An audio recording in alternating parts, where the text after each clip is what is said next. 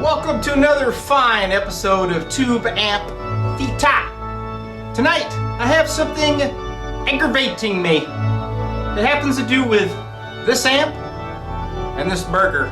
Let me show you what my dilemma is. So over here, I have an Egnater that's defective. And here, I have a Baconator that's ready to go. So here's the dilemma. Should I eat the Baconator, or should I fix the Egnater? I picked the burger. Let's go! Terry here, D-Lab, with a follow-up video of the Egnater TM4100 Tour Master amplifier. I shot a video on this amp a few months ago, and we found that it had a bad power transformer. At the time, I recommended not to repair it because it's a pretty pricey part. However, the owner came through. So here we go, got the transformer. So this video, I'm going to show you how to put one in, and hopefully we're successful. So the first thing I'd recommend before you take on a task like this is to document what's there. The best way is with a digital camera. Get in there, get a good shot of that wiring, take several pictures. Make sure you don't hook this thing up wrong, or it's going to be fireworks city. Since we know this power transformer is shot, I'm going to show you a foolproof way to change it where you can't mess up those lead configurations. First off, as a comparison, here's the high voltage leads of the existing power transformer, which we determined was shorted. And you can see on the meter it's reading 0.8 ohms. That's on the high voltage winding. I'm going to grab the same high voltage windings on our new transformer, measure that, a little over 15 ohms. That's a big difference in copper, people. These are the leads coming from the secondary of the power transformer, which are going to the circuit board. And one thing I noticed immediately, watch this orange wire here. See that movement? That's because they use those crimp-on spade connectors. They're notorious for coming loose, which can cause arcing. So we'll put in the new transformer, and if those aren't tight, I might go ahead and just solder them. But let's see what we get. Anyway, what the point is here, we know this transformer is bad, so what I'm going to do to leave myself a roadmap is I'm going to cut these wires, leaving the crimp-on terminal and the color on the board. And that way it's a no-brainer when we go to put in the new transformer. If you look down here, this is the primary side. You got some zippity-doo-dah ties here. We're going to remove those. Now I'm going to do the same thing. I'm going to find these wires where they're going to the terminals, because we're going to have to solder those. We're going to clip them off too and leave our little road map, making the reinstallation easy. Leads are all disconnected. Transformer's ready to pull. Now you'll see a hole here and you'll see a bolt. Okay, it's a 14 millimeter. Get a socket, hold that guy steady, and you're going to need another one for the top side. Just spin that nut off by holding the bottom bolt. And this transformer will drop right out, I hope. So here we are top side. I'm going to get all these wires pulled up out of the holes. You can see the transformer is nice and loose. I want to get these wires out so we don't have any issues when I pull this monster out. Alright, all the wiring is free.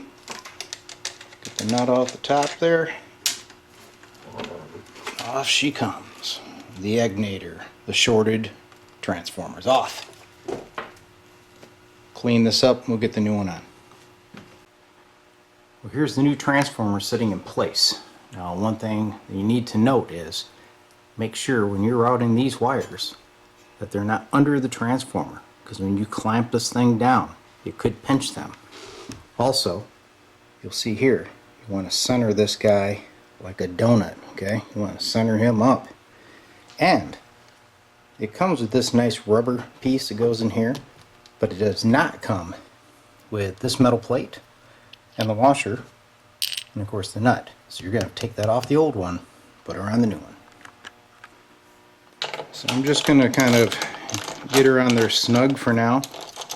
I'm not going to tighten down the transformer in case I have to move it a little bit during the wiring process. So we'll come back to this. So we have everything kind of loosely routed. Here's all those nice crimp-on terminals that we need to put back in their proper place. And there's our road map. And then back here, there were two of these little like Molex connectors that plug in. And their location is down there. And it's very obvious where they went. There's no reason to mark those. And over here are the two filament lines, which are gray wires. So I'm going to get all those plugged in, and then we'll come to the back side here and solder in these wires back to that AC selector switch. It's time to wire up the AC selector switch on the back. Here's my new wires coming from the transformer. Heat shrink tubing is in place. I'm going to start with this brown wire back here since he's going to be the hardest one to get to. We'll desolder this one from the switch. All the wires are soldered back on. Get this stuff heat shrink down. And we'll move on to tying things in place. All the wiring's reconnected. You can see our secondary wires here. Up here is a little white one that says 70 volt line. Filaments down here. And of course the AC input here. Now I still have to take some zip ties and get everything laced in there and secure. But right now I want to see if this thing will power up. So for the Egnater's maiden voyage on the new transformer, we're going to bring it up using a variac to protect it in case anything else is wrong. So I have the main power on, standby is off, so we're not applying high voltage. Bringing it up, watch the amp meter, everything looks good. We're about 90 volts. There's a power light. That's a really good indication. So here's the amp fired up into a dummy load, watching on my scope over there. You can see she's alive. Beautiful sine wave. It's only drawing about a third of an amp right now. So I'm sure when he hammers on it at 100 watts, it'll go a lot higher. But for the bench test, we have a success. At first I didn't recommend fixing it, but it wasn't that bad of a job. It was just expensive. If you decide to take this on, my best words of advice are take your time, document what you're doing, and bring this amp up slowly. In case you did something wrong, you may be able to catch it before you burn up another transformer. Hope you enjoyed the video.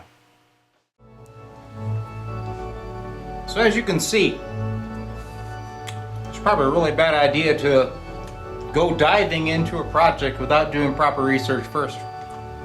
Take it from D-Lab. Amp repair isn't just a piece of cake, sometimes it's a piece of chocolate.